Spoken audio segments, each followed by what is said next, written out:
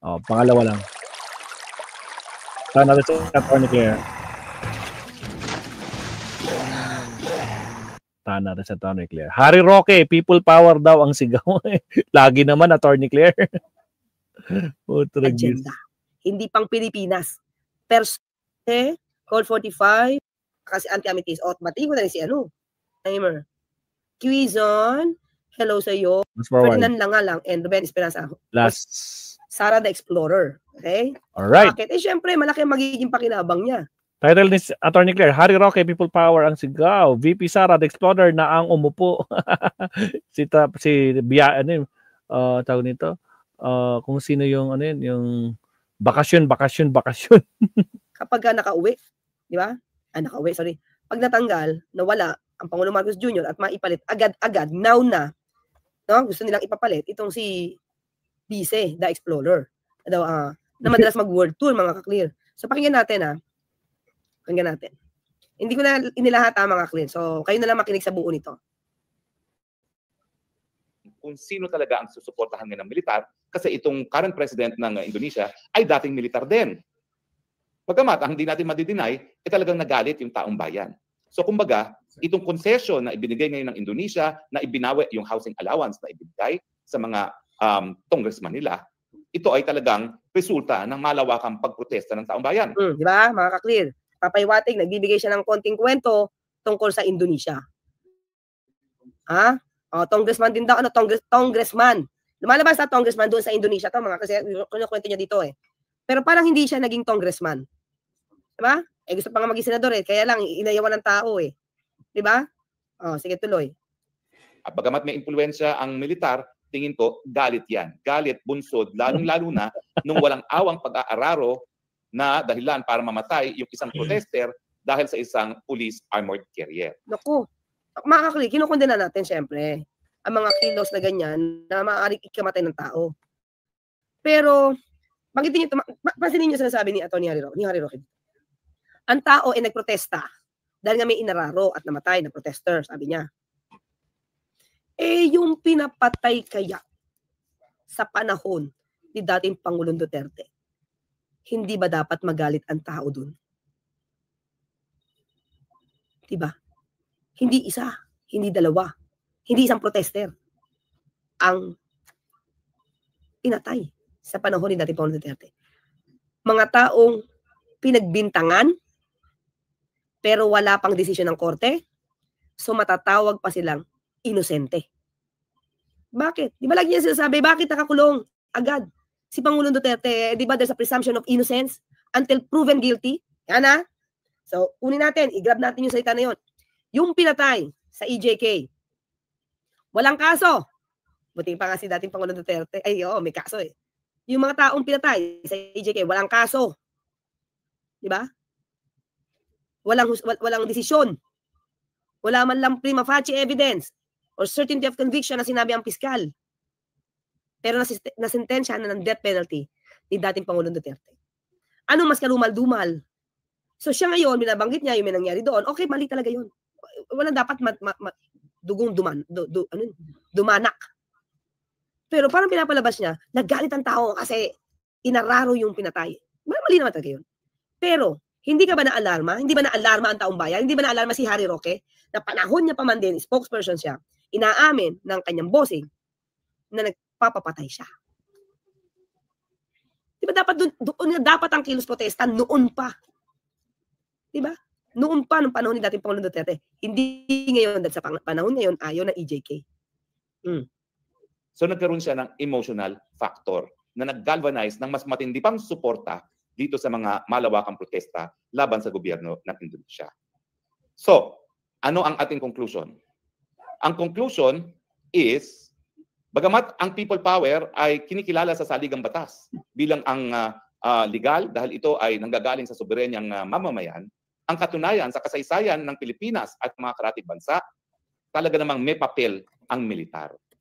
Hindi ko alam ngayon kung ano paniniwala ng militar sa Pilipinas, ating mga kasundaluhan. Kung yung nakikita nila mga flood control projects at yung katotohanan na lumulutan tayo sa tubig baha, gayong 2 trilyones nang nagastos at karamihan dyan ay inutang na babayaran ng lahat ng mga Pilipino. Yun na. Doon na naman tayo. Ito sasabi natin mga klika. Kanina lang, sabi ni Representative Terry Ridon, kanino galing ang insertion? Hindi kay Pangulong Marcos.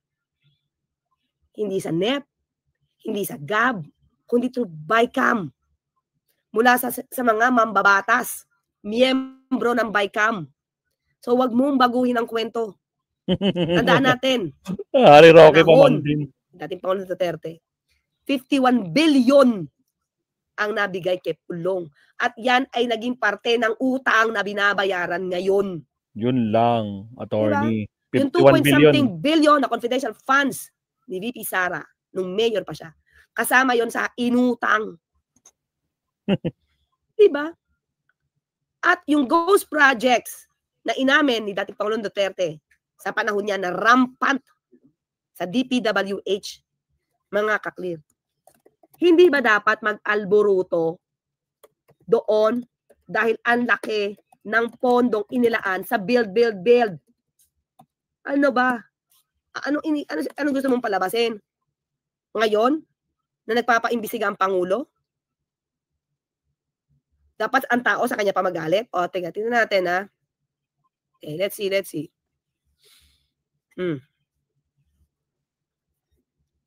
Binabago kasi nito ang kwento na para bang ang linis nung panahon nung nakaraan. November 5, 2020, President Duterte stated that ghost projects were rampant within the Department of Public Works and Highways, characterizing them as a form of corruption. 2020, niresolba nyo ba? Nandyan ka pa, Hari Roque, sa panahon ni Duterte. Niresolba nyo? Wala. Tapos ngayon, ang lakas ng loob mo na magtawag ng people power, ginagawa nga ng Pangulong Marcos Jr. ang karapat-dapat na aksyon para lahat ng mga to na namayagpag nung panahon ng 2016 pa, katulad ng St. Gerard, dapat makalos, tapusin ang pamamayagpag na hindi nyo ginawa noon. Diba?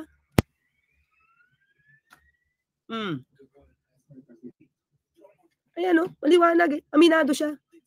Anong naging nyo dito? Naging tugon nyo dito? Diba? Saan ba? Wait lang, ha. Sige. Ito naman ang ginamit ko dati. Diba? Tignan natin. Panoorin natin.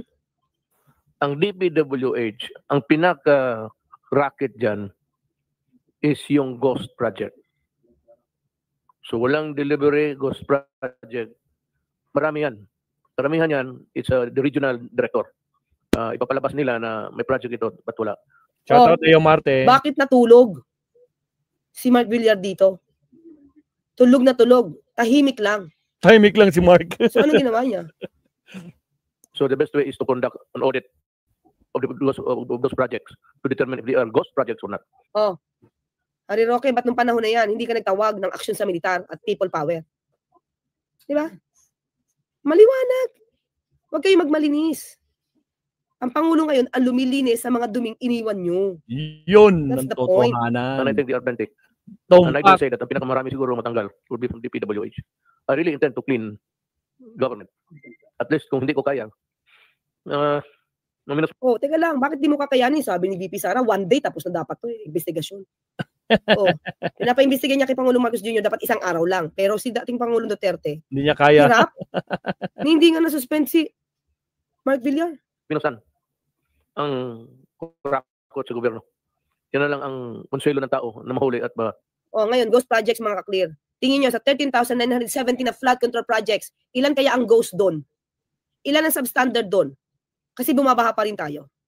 Diba? Pati nga. Attorney Davao. Bulag kasi ito bulag to sa katotohanan kung kailan nag-start ba ang corruption. Sabi naman ni Vice Presidente, na way back meron ng corruption. Pero sino sumusolve ngayon? Sino nagtatry na isolve ito at ibunyag ito sa tao? Nang ganito kalawak hindi puro salita lang Hindi puro pangako lang na kamukha nung nangyari nung nakaraang administrasyon. Ito may aksyon At mga isisilang pang Pilipino, hindi ko alam kung ito talaga ay nakakagalit na sa kanila. Mas nakakagalit yan, mga ka-clear. Mas nakakagalit yung ginawa ni dating Pangulong Duterte. Inamin niya Ha? Ang dami niyang inamin. Inamin niya pa na magnanakaw siya, corrupt siya. Tandaan niyo 'yon? Gumagamit Tatandaan siya. niyo 'yon, 'di ba? Binigay ko na sa inyo dati 'yan. Gumagamit Sige, siya pakita ng ko. fentanyl. Ito nakakagalit. Ba't hindi ka nagtawag noon? Tragi. Yan o. Ay, yung picture niya, 2017, Yan, no? Most corrupt Oh. ng Ano 2017. yan, OCCR Peace Person of the Year Award points out that and recognizes the people, may award si dating Pangulong Duterte. Award niya, most corrupt sa buong mundo, mga kabs, sa 2017. Matagal ko na rin pinost yan, mga kabs. Alam niyo yan, updated kayo sigurado. Particularly most politicians who did the most to wreak havoc around the world through organized crime and corruption schemes. Di ba? Organized crime ang ginawa daw ni dating Pangulong Duterte at yung kanyang korupsyon. Kailan siya naging awardee? 2017. Ipagmalaki mo yan, Harry Roque. May award ang Tatay Digong mo ng korupsyon. Diba? Sana si BBM huwag palampasin ng mga Duterte pag nakapwesto yan mga sa palasyo, kami may hirap at simpleng tao ang mahirapan. Huwag niyong iboto. Diba kung alam natin mahihirapan, huwag nating iboto yung hindi tamang leader. Ito ba hindi nakakagalit? Ito pinakita ko naman sa inyo. Inamin ni Duterte, I am also corrupt. I hate corruption. Hindi ako nagmamalinis. Marami rin akong... Kaya nga, Atty. Claire, 2017, most corrupt nga sa buong mundo, di ba? Nakakapaw. Nanakaw. Hindi ba to nakakaano? Pero naubos na. Hindi ba yan nakakapuyos ng damdamin? That's 2017, no? Ito pa. Sige, match na match. Sapol. Alak lang kamote talaga. Sige, ito na. Yeah, wait lang mga kakliya. Ito. Lahat ang ibinabato nyo kay Pangulo, ang gumawa, si Duterte. Tagala. Ayan. Hindi ba ito nakakadiri? Hindi ba ito nakakasuka? Duterte admits using marijuana to keep him awake. 2018. So, sino ang nagdodroga? Sino nagdodroga? Yung ginagawa ng tatay nila, pinapahid nila kay Pangulong Marcos Jr. It's killing activity. Ayan President Duterte admitted Monday he was asked taking marijuana to keep him awake, citing his hectic schedule. So, at the time na siya presidente, gumagamit siya ng marijuana. So, di ba may lumabas na issue na ito si Kitty? Ako, wala akong alam dyan. Pero wala akong personal knowledge yan, Macri. Na di umano'y gumagamit ng marijuana. Anong tawag doon? Wake and bake. Wake and bake. So, kung ang tatay niya, umami nagmamarijuana. So, malamang, iniisip niya, okay lang magmarijuana kasi tatay niya nagmamarijuana eh. Agoy. Ito, issue lang hindi ko sasabing totoong gumagamit si Kitty. Na-news lang yon. O di, i-deny niya, mga kli, kasi ako wala akong personal knowledge. Pero di ba, nasabihan siya na wake and bake? So, sino nagsusupply kay Kitty? May kung to Si dating Pangulong Duterte ba? Dahil nagmamarijuana si dating Pangulong Duterte. It's a killing activity. Present tense siya. And I think, at my age, present tense siya. Ako, hindi masyado kasi nagmamarijuana ako para magising. Sa iba, hindi na kaya. Di ba? Sino ang ngagba? Maliwanag naman kung sino ang tunay ng ngagba. Tama. Ito, agree, attorney, agree. Di ba yan nakakapuyos ng galit? Presidente mo, nagmamarijuana, nagdodroga, nagsisinghot. Ang dating Pangulong Duterte, di ba? Dating mong Pangulo. Sino? Sino hindi magagalit doon? Umamin.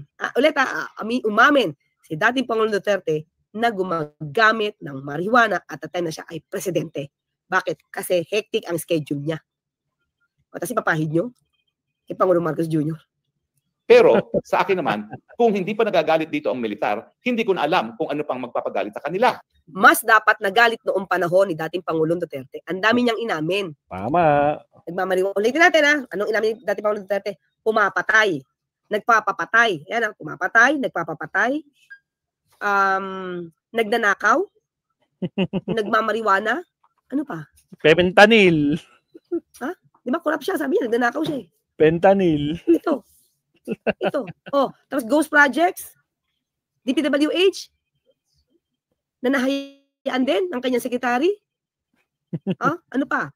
Hinayaan niya ang Farmally, Michael Yang, mamayagpag kahit palpak ang produkto. Wala daw siya magagawa. Di ba yung nakakapuyos ng damdamin? Di ba? Sixto, Ronald Loyola. Of course, krimen sa Pilipinas ang kudita. Pero ang kudita kasi is yung pagtatangka na kunin ang kapangyarihan sa kamay ng mga sibilyan ng militar kung ito ay hindi suportado ng taong bayan. O, di ba? Nagpapahasik to eh. Nagtatawag ng people power. Anong intensyon nito, mga kakli? Anong intensyon yan? Attorney Claire, nawala yung sounds. Kahit kailan di po ako na shoutout, pareho lagi yung shoutout. Kasi minsan nauuna sila eh. Mysterious. Okay, lagi kinang tatandaan. Saka si Engineer Rodolfo, ang birthday niya sa September 23. Yan ha. Mysterious ha. Lagi kitang babatian. Promise. Yan. Thank you, Mysterious. Huwag kang malungkot. Yan. So, yan. O, di ba? Ang gusto nito talaga, mawala si Pangulo Marcos Jr. Bakit? Siyempre, pagka-presidente niya ay ang kanyang kaibigan na si Vice the Explorer, ano mangyayari? Grabe si Attorney Claire, ha? Pwede to, ha? Pwedeng senaryo to. Pwedeng senaryo. Hindi ko pa rin gagawin niya. Pwede. Madismiss ang kaso ni Pastor? Madismiss ang kaso ni Roque? Mawala lahat yung issue about sa pag-threaten sa buhay ng Pangulo, First Lady at kay Speaker? Ano pa? Diba? Laging nasa ibang bansa. At si Atty. Zuleika Lopez ang mag-a-act as president. Mga senaryong pwedeng mangyari. Diba? Kaya, ang makikinabang dito sa panawagan niya, hindi lang si Pangulong, hindi lang si Vice the Explorer, kundi siya din. Personal agenda. Hindi pang Pilipinas. Personal na interes. Siguro rin, tinatanong ng militar, meron bang suporta sa taong bayan? Well, ako, ang aking paninindigan, kung pagbabasihan ay yung galit ng taong bayan sa internet, meron. Wow! Tandaan natin mga ulitin natin. Internet ka pala, ha? Lagot ka na naman. Okay. Sige, banatan mo, attorney. O, sa mga di pa nag-like, like and subscribe, mga kapsat. Sige, banatan mo, attorney. Ito, basahin natin ito ulit, ha? Basahin natin ito ulit. So, kung internet ang pag-uusapan natin, kayang magbayad ng troll. Diba? May checking ang pinalabas si Senator Tolentino. What we know so far, Chinese link network amplifies anti-PH sentiment while pushing content related to Sara. Inaangat daw si Sara ng Chinese link network. According sa study ni Valdivino, na isang journalist na kumuha ng masters or kumuha ng masters sa UST, at ito ang parte siguro na kanya inaral. Yan ang nakita niya sa kanyang mga naaral. The accounts posted identical content including screenshots of snippets of the fake Pulburon video. Ayan na, siya pa nagsabi, fake Pulburon video falsely depicting Marcos using illegal drugs. 3 Chinese language blogs posts criticizing US involvement in the Philippine maritime affairs, and 2 news stories featuring the Vice President Sara. Ito, pinupost naman nila pabor kay Sara na laging tahimik daw sa West Philippine Sea. Diba? So makikita dito, okay, sinisiraan ang patent, isiraan ang gobyerno, ang Pangulo, at kapag may issue daw na negatibo kay Sara, pilit na inaangat si Sara ng mga troll armies na nakikialam, may bansang nakikialam sa atin, di ba? Noong nakaraan, tinake up natin, Chinese spies, maaari makialam sa eleksyon, 2028. Diba? So, huwag mong pagbatayan ang internet. Ang tao lalabas kung talaga mag-people power. Diba? Tuloy. Nakikialam na ibang bansa sa atin. At willing magbayad. Meron silang pinaseminar, all expense paid. Diba? Tandaan nyo yun, may mga troll, may mga vloggers, na ang pagkakadescribe pa nga ay pro-Duterte vloggers, ay inimbitahan ng China for a seminar. 2 weeks? 12 days? Seminar, para workshop. Para sila ay i-train. Workshop. Pagawa ng reels, pagawa ng content, at ng background ng China, tinuro din. Ang problema lang ng mga Pilipino, hindi gaya ng mga Indonesians, hindi gaya ng mga South Koreans, hindi gaya ng mga Thailand, hindi sila tumigil sa social media. Ang Pilipinas, siguro dahil tayo yung #1 user ng internet sa buong daigdig, akala ng ating mga mamamayan, sapat na magsalita sa internet. Hindi po. Paano naman talagang hindi lalago ang sinasabi mong people power? Dahil nasa internet, mga kaklear, mga troll, dummy accounts. Yan ang napatunayan ni Nikki Valdivina doon sa sinabi ko sa inyong kanya na pag-aralan na Chinese Link Network, pinupush si Sara Pakat. At sinisiraan si PBBM dahil Hindi naman siya makokontrol ng China eh. Dahil nilalaban ng Pangulo ang ating karapatan sa West Philippine Sea. Hindi ba? Kaya nga si Leonardo, explorer na siya. So, ganun. Oh, The Real Chua, shout out daw. Hello. Oh, di ba? Kaya, alam ng tao ngayon, namumulat ang tao ngayon, kung sino ang nagtatrabaho at kung sino lang, yung bakasyon. Imagine mo, naalala na congressman, naalala na mayor, naalala na vice. Abay, nasa ibang bansa palagi. Huwag mo na kaming isali sa kalukuhan mo, Roque, sabi ni Wandering Hoy Puloy. Diba? Eh, kahit ilang beses ka nagtawag ng people power dyan, nandito ka pa sa Pilipinas, ilan lang kayo? 3, 4, 5. Bakit? Alam ng tao kung anong ginagawa ng Pangulong tulong sa bansa at sa mga... Walang naniniwala kay Roque. Walang naniniwala. Pag-usapan natin ulit. Yung 17 Qatar, OFW sa Qatar, na nakulong. Dahil nag-rally-rally. Yung mga DDS. Pabor kay Duterte. Anong ginawa ni VP Sara? Wala. Tinulungan ba yun? Hindi. Si Vivian pa tumulong. Sino ang nakipag-usap para maayos ang problema ng 17 nating mga kababayan sa Qatar? Ang Pangulong Marcos Jr. Ni Anino ni VP Sara mukhang hindi nakita dun para tumulong sa mga taga-Qatar na OFW. Kaya biro mo, na-detain yung mga nag-rally dyan sa Qatar kasi illegal yung ginawa nila. Anong ginawa ni Sara? O di pa maisog pa yun. O Sara dito. O ano nangyari? May nagawa ba si Sara? Walay! Walak ng kabote. Peace natin. Diba? Kaya ang pakiusap ng natin ng immigration, ng Department of Migrant Workers, DMW, diba? Huwag sumali sa rally. Sumunod sa batas kung saan sila naroon. Tama. Huwag yung kung anong batas sa lugar na pinuntahan mo, sumunod ka sa batas sa lugar na pinuntahan mo. Hindi yung kung ano yung sinisigaw-sigaw mo dyan, nakala mo walang doon, may sumunod ka sa policy. Ganun lang kasimple yun, di ba? Kung nasan ka man. Anak ng kamote. O sige tuloy. Dahil ang internet, hindi mo mahipo, hindi mo makita, hindi mo marinig, hindi mo maamoy. Di ba? Pilit na nagtatawag ng people rally. Samantalang nagtatawag ka ng people rally sa Pilipinas, nandiyan ka sa ibang bansa. Di ba? Wala. Basura. Anong kaduwagan yan? Duwag ka pala, Attorney Roque. Ay, gusto mo mag-people rally? Duwag ka pala, puganting Roque. Matragis ka. Mga tao dito, pumunta ka rito. Ang gusto mo kasi mangyari, ganito na naman, di ba? Nagpalabas sila ng fake video, hindi yan dinala dito sa Pilipinas. Dinala yan sa ibang bansa. At ang gusto niya pa magkalat, mga Pilipino, ikalat niyo po. Pinapagawan pa ng krimen. Ngayon, gusto mo na naman pagawain sila ng krimen through pagre-rebelde, di ba?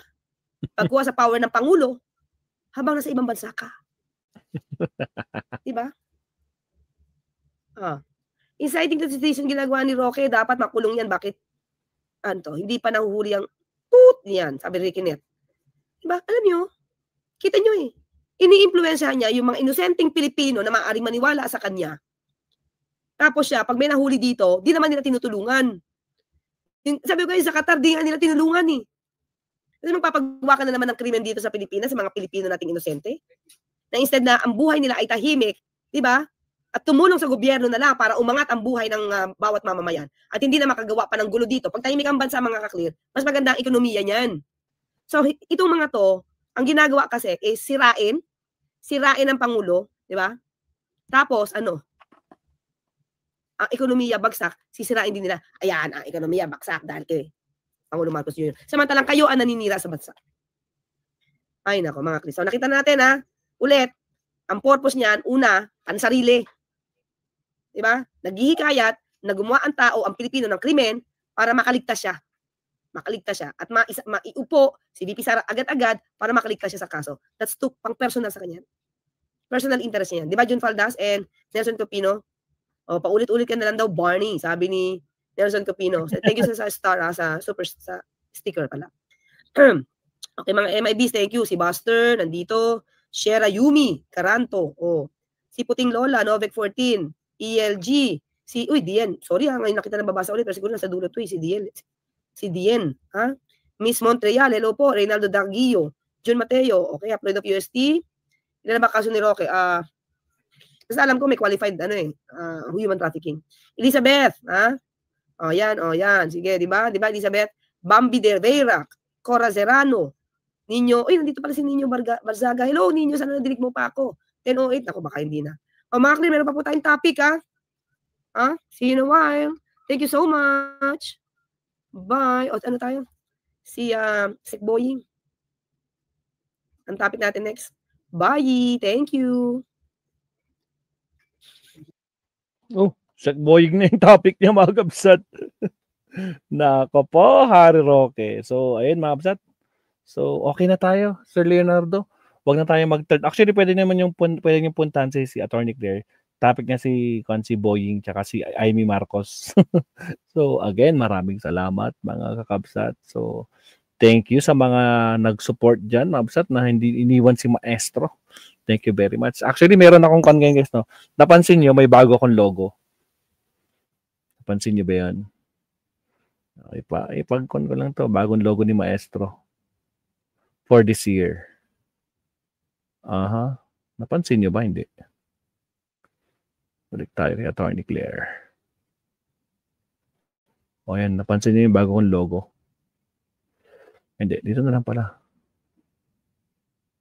Ayan, pinost ko siya eh. Natin. Ayun o, nakita nyo na. O, ito mas malaki. O, yan na yung logo natin ngayon, Sir Leonardo. Okay ba? Panalo ba? Ayun eh. So, yan na po yung ating bagong logo. So far. Actually, meron pa akong isa.